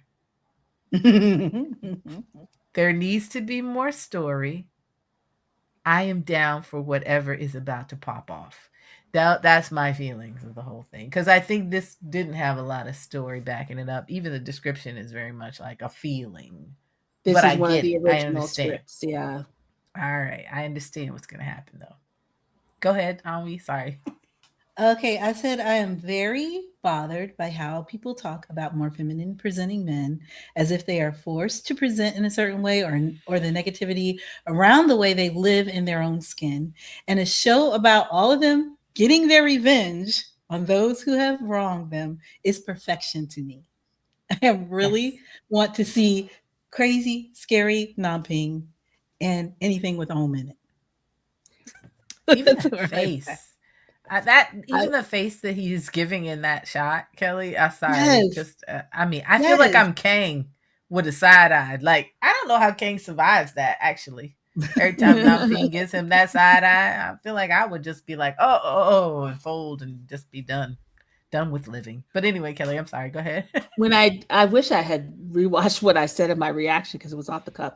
I would say this topic, I hope, and I feel like not in the trailer, but in Namping's speech about this, he touches on all of these things, which gives me hope they will handle it with care. There are so many layers to this topic, not just the one, because they're talking about feminine presenting men in society. They're talking about what that means in the entertainment industry, that they're talking about how that's perceived. Like there's one way of how it is when you're trying to get work. There's another way of how it is when you're in the public. And so one of the pieces that I heard him talk about that I have seen is that typically, specifically in Thai spaces, and I talk about PP all the time when I talk about this because he was one of the first ones in one of the first ones who reached that level of fame to walk in both the masculine and feminine, where many portrayals of more feminine Thai men, you pick one side. Either you are in the feminine or you are in the masculine. But if you walk both, there's a disbelief that gets ingrained in that. And oftentimes people yell homophobia. And typically I would say yes, but they're missing a very important segment of queer community in Thailand that is having an issue with this. And they are not believing that there is this walk of both masculine and feminine. And because queer media has, specifically in Thailand, treated the more feminine presenting male as a joke, the butt of a joke, a tease, being made fun of, there is a level of distrust when they see actors who walk in both that have not earned their belief in who they are. And so you'll often see people in general public being like, well, I saw them when they were in high school. I saw them when they were in that boy band before they got to this company. Do you know what I mean? And typically as international audiences, we jump to everybody's homophobic, but also there is this ignoring of this layer, and Namping did talk about it, a queer community that is also having a very visceral reaction to things because they do not trust what they see, because it's kind of like any queer community where like I was gonna really, say it's that exists everywhere. Because Yeah. I'm thinking of the Black queer community that I'm a part of, where if a woman presents as a stud, and then she decides I'm gonna wear heels and this the next day, she's, they're side-eyeing her. But that's her aesthetic. Like, one day I want to do this, one day I want to do that. And why can't I still be the person that I said that I am? They get othered, or they're not believed in who they are, which is it's strange to me how queer community can be so judgmental. I think that's the rise of the non-binary, right? And the person this has been so non-binary is like brand new, right? This is from way back when I was, and that's what I'm saying. That is like the rise of non-binary is a symptom of that, right? It's a symptom of that's why the idea or an answer to it. But the idea is that, especially when gender and sexual representation, things like that, humans have a hard time melding. We need a this or that. And so I think that a lot of times in thinking, right, when you look at something, you need to choose a group so that way you can think about it, and then you self-select all through your life, everything you're doing, right? You self-select, well, this is this and that is that. And so I think the rise of like non-binary and those types of new representations are come out of the idea that, hey, you can stop doing that. Stop telling me I have to choose. Stop choosing for me, or being upset because I won't present in a way that lets you choose. That's the problem, right? Because it's not really about how the person wants to present. It's about the idea that they are making your self-selection difficult. And then so you have complicated my day. I don't want to choose, I don't know how to choose because you've made it hard for me. So now I'm going to choose, and then I'm going to say that you're disingenuous because you didn't meet the requirements of my choice. That's what that is at the end of the day, right? Even back in, because because presentation is always a flux, and you should be allowed to do whatever you want to do in different spaces, unless you feel really married to finding a lane and sticking to it, or finding a representation. But yeah, that's why you're saying that is like bringing me back to that party I just went to last weekend, where my ex, when I met her, she wore heels and tight jeans, but she was a stud in heels and tight jeans. And all her friends used to give her a hard time, right? And we're having a discussion about non-binary at this party. And she and my other friend having such a hard time with saying they, them. And I'm like, why is that so difficult for you? And I'm sitting there looking at her like, you were so bothered when people couldn't accept you saying you were a stud in heels and tight jeans, Right. So like, if you want to be accepted as who you are and the way you present, why can't you just, if someone tells you this is what they want to call do that? So it's just such my mind boggles at all of I think it's really interesting. Go ahead, Kelly. I think the show itself is chomping off a lot. And so that's why when I say ambitious, this is ambitious. Yes. There's so many different things going on around that topic. And I think a lot of international fans are just touching the surface. And that's why I was glad Namping did the speech, because I was like, oh, this makes me feel better about it, because he really did talk about all of the areas, the casting that, we saw that Ami in this series we watched. Where if you, they don't care if you're gay. This is another thing that, people it's not whether you're gay or not, it's how you present.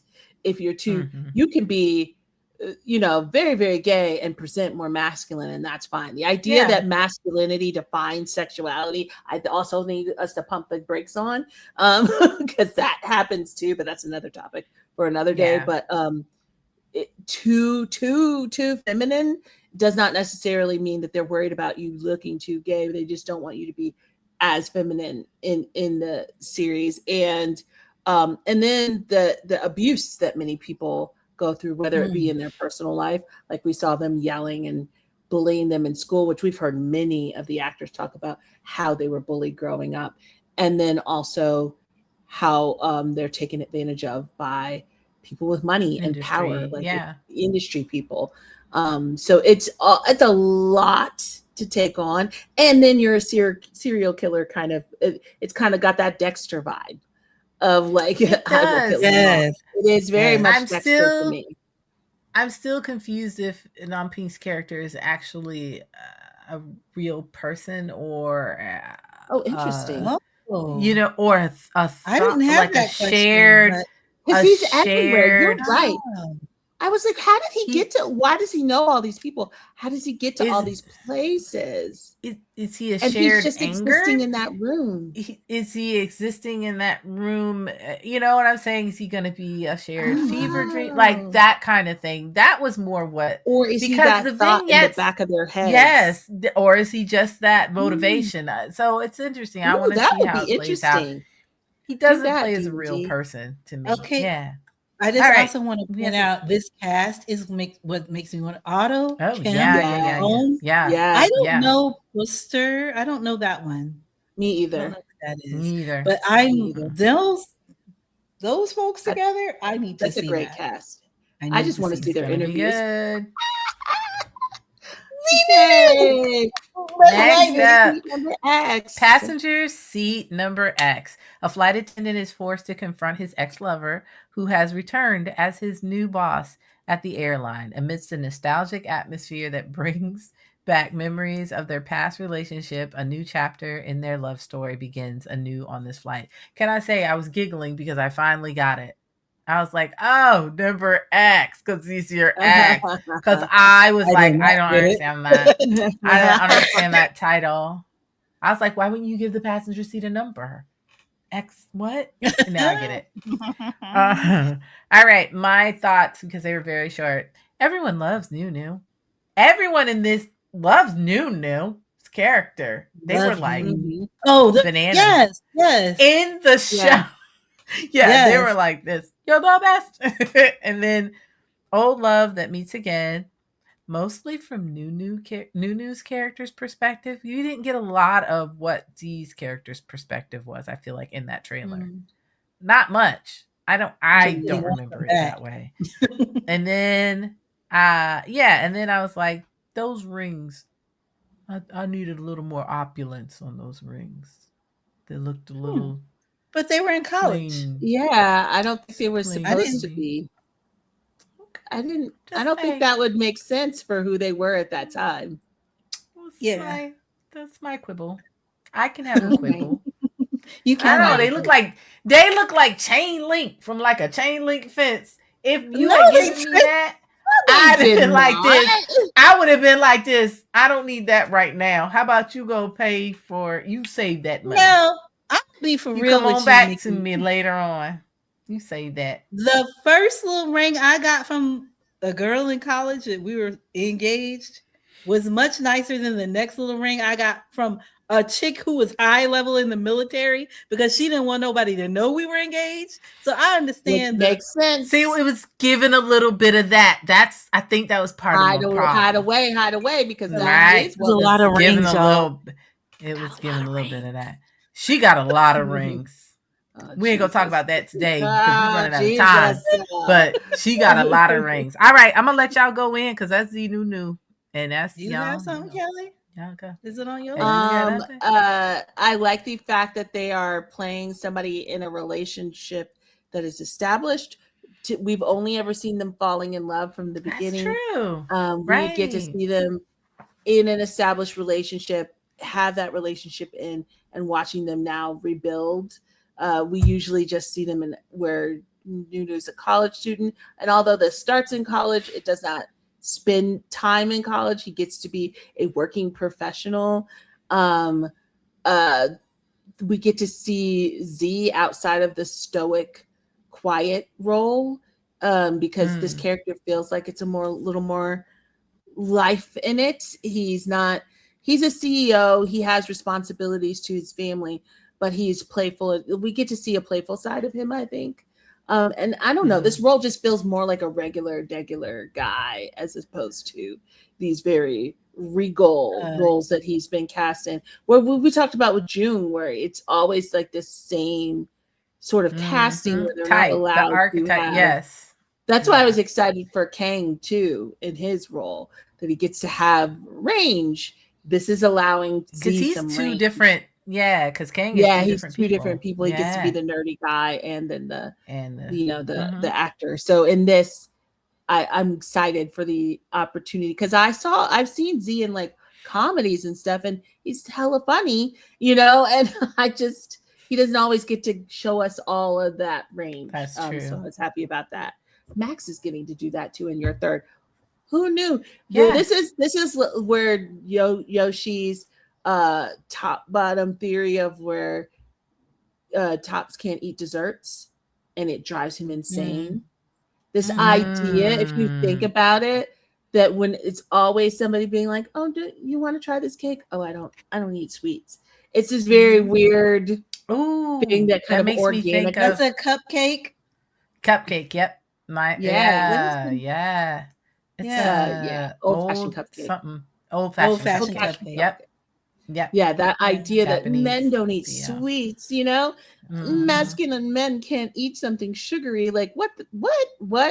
But you see it happen over and over again, and it's kind of breaking that, hopefully, with these kinds of characters where they can be fun and silly and interesting. That's all I got. Go ahead, Alan. Hope so. Awesome. It's ZeeNuNew.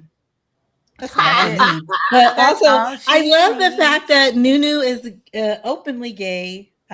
Airline top-notch airline crew member, and I don't think that they knew he was gay initially, but the minute they found out, they were like, okay, and the pilot wanted some of that.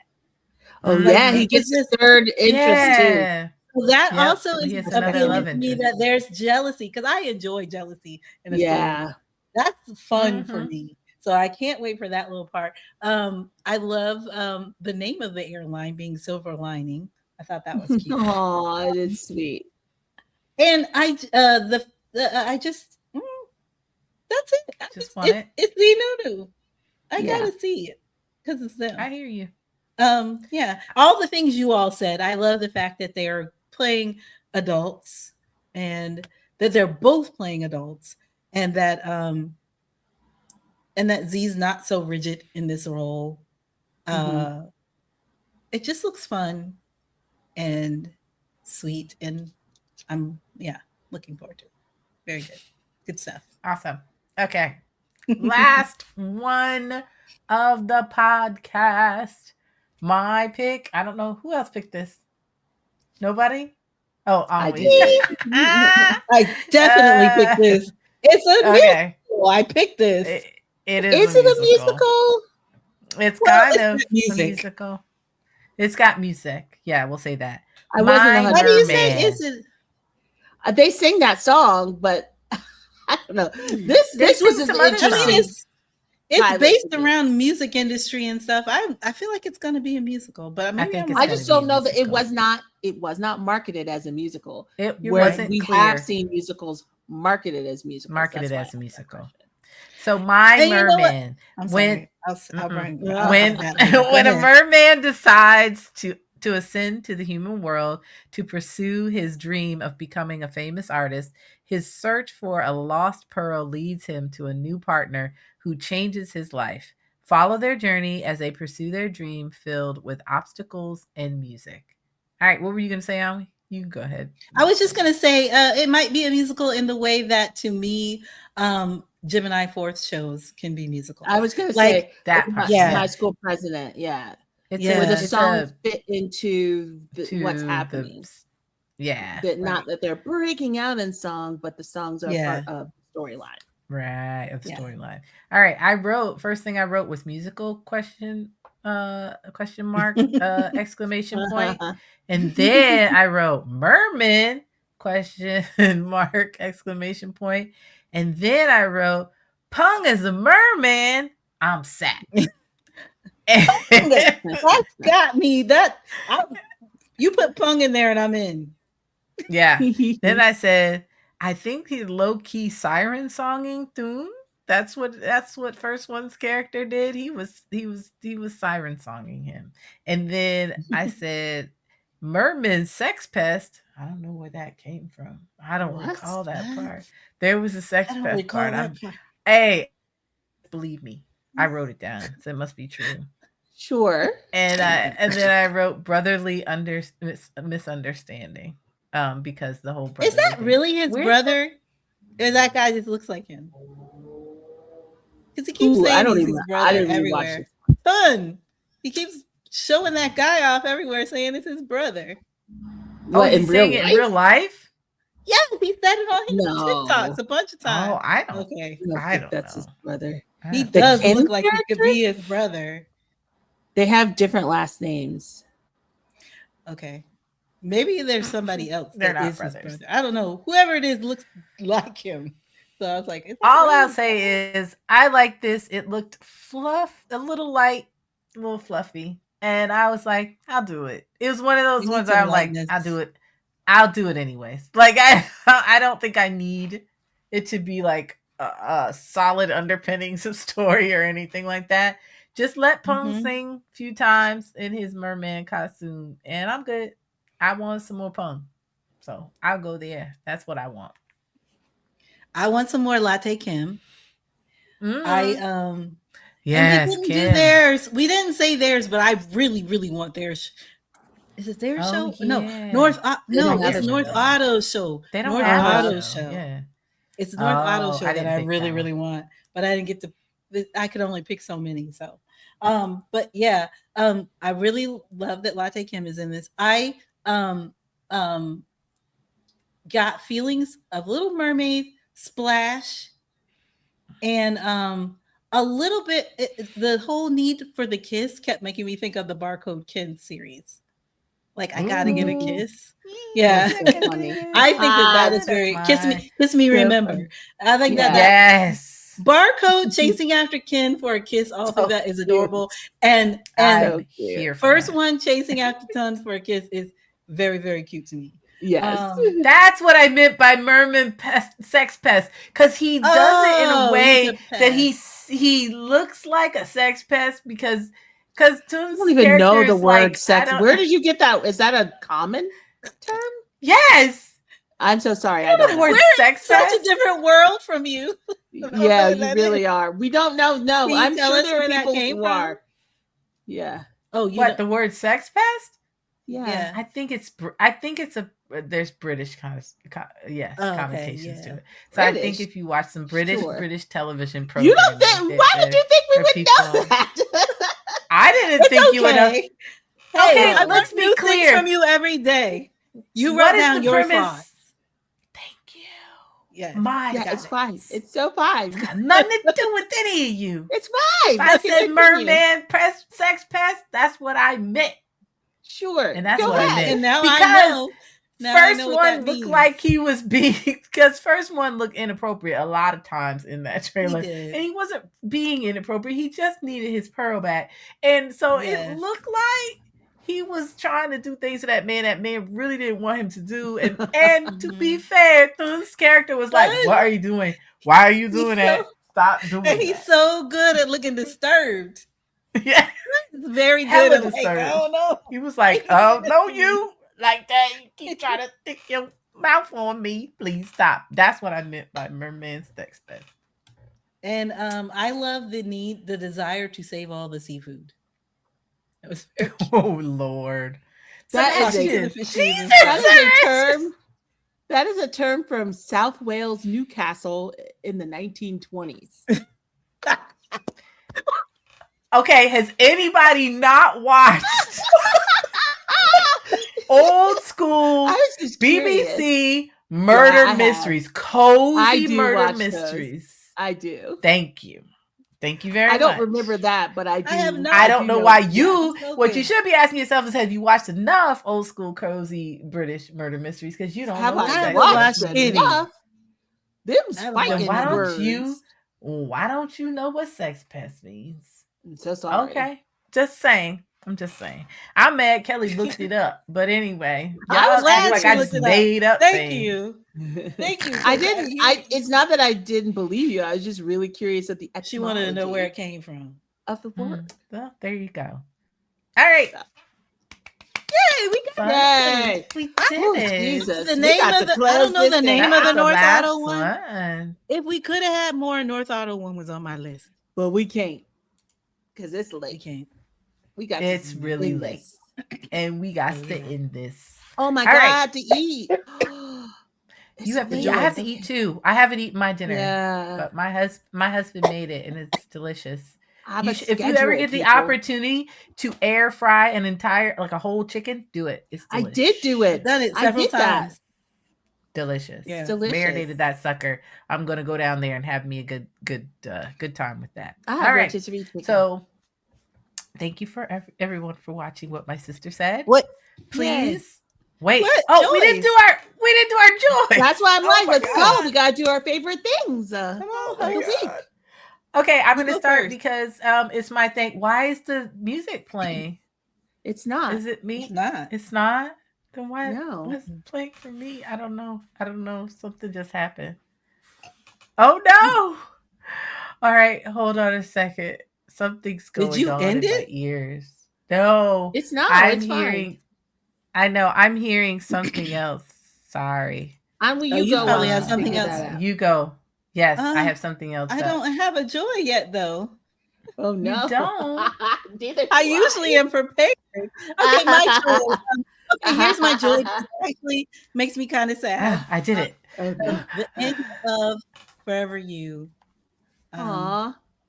Yeah, it I might haven't not have watched ended it yet. because I fast tracked It hasn't. but It hasn't ended for me. But for me, it has ended, and it was a beautiful ending. And I'm very sad to say goodbye to all of those characters, especially Johan North. That those two make me super sad to say goodbye to. But I think everyone did a phenomenal job in that show. Although I wasn't crazy about the Tur Hill storyline, the characters themselves, I enjoyed them in the midst of all the rest. And so yeah, I guess that's my joy for this week. There was something else that I really there was something just come back to me because I have one more, but I can't think of what it is right now. So cool. All right. Mine is the Golden Hour Part 5 comeback single Bad coming out. And in particular, Chase Infinity being the main character of the story of the music video. A lot of discourse around her getting that opportunity. Some weird people out there having weird takes, whatever. But I will say this, it's lovely to see a Black presenting person be in that kind of role. It's kind of, I feel like it's really telling, hopefully, of the type of company and group that they are, that ATs are, that they took that opportunity. The style of the music is another cultural shift for them, which they are doing justice. And the idea that this really is a new thing for them of having an actual protagonist, I think, within the music video. Usually they're the protagonist, or we are in terms of the people watching it. So just very happy to see this turn of events for her. I feel like she's a very young actor. She's still got a lot, to go. But I feel like, yeah, it was just really refreshing to see that. And she did a great job. And I'm sure she'll be around for a little bit to do some more stuff too. But yeah, that was my joy. And are we getting me an album that I wanted? Woo, woo, woo, woo, woo. We did some reactions on Anwi's channel, so you guys should check that out too. Boop, boop, boop, boop, boop. And that's it. That's my joy. I have many. Oh, and I have a lot of albums coming. I spent a lot of money. Shh. Everything's boy. okay. Kelly, go. I would say, wait, shoot, I had it. Oh, I don't want to say when oranges fall every week, but it really is. Even though this week's episode was super stressful, it makes me happy every time I watch it, and I love them so much. I love everything they do. You know what? I'm gonna say something. Listen, for any of you guys that follow Bilkin and PP, it's been a rough road for us. It's been tough lately because they've just been doing their thing, and we've been respectful of their space. But with the Titans concert and all that went on there, Bam Bam, Jeff, and Todd took it upon themselves to start teasing PP again. And it opened up a Pandora's box. And ever since then, Bilkin and TT have been teased relentlessly about each other in a way that we haven't seen in almost a year. And I forgot how fun it is to watch them squirm about it in a way that doesn't feel like sad and uncomfortable. And so that's been nice because that's something I forgot how much I enjoyed just happening on the side as life went on. So it's super nice to have that back. I believe there was something else and I cannot now remember it. So I will be done. Well, I'm going to tag on to that and say I really enjoy all the behind the scenes from that concert. That is a pleasure. So cute. It's a joy to watch. Also, go ahead, Kelly. Go ahead, Kelly, because I'm going to do two more. Only Friends Dream On tickets that we got because I really like Boom and Earth Mix and Joss Gowan together. I really am enjoying that. And I'm also on the side enjoying Earth Mix, First Cow, and Boone Prim. I did not know that was fun. What a good time that has been. Why are they together? Huh? What is the purpose? Why are they together? They have a concert. Yeah. They're making it like it's not the pillars, right? It's the but it's like right below. Yeah. Okay. I love them together. They're hilarious. Yeah. So they've got a concert. It sold out so fast the first day. They added a second, which also sold out, I believe. That's already sold out. Okay. Yeah. I mean, I would not. Everybody, when it was only one day, people were pretty pissed off. So, because Boone Prim alone is like massive, but all of them are in their own right. So anyway, but getting the opportunity, I have already seen Earth Mix, and I loved seeing them in LA, and so now with Joss Gowan and Boom, I'm very specifically, I love them all, but Boom, I never thought I'd ever get to see Boom in person, so I'm very excited for that. I believe they are very good with stage presentation. They just know what to do on a stage. And so when you're doing these kind of traveling concerts and stuff, you need people who get it, and they get it. So I'm excited for that. Very cool. My other two were that new show, Don't Be Too Emotional. Come on, it's very short. Don't Be Too Emotional. That looks like a really I've seen the first episode. I'm enjoying it so far. And then Payback, it's dark, but it is so good. And two of these Demundi shows, Uke and the North Otto one, brought back to me things that are shown in this series, but this is like a darker way. I mean, the Namping one looks pretty dark too. Looks pretty dark. But Payback is super dark, but it is very, very good. So I'm enjoying both of those shows right now. Awesome. Okay. Thank you everybody for watching or listening to What My Sister Said podcast. Okay, so please follow, like, subscribe, and review our podcast everywhere. So that's on Instagram, we're on Spotify, we're on Apple Podcasts, and our YouTube channel. And we will see you next time. Bye. Bye. Bye.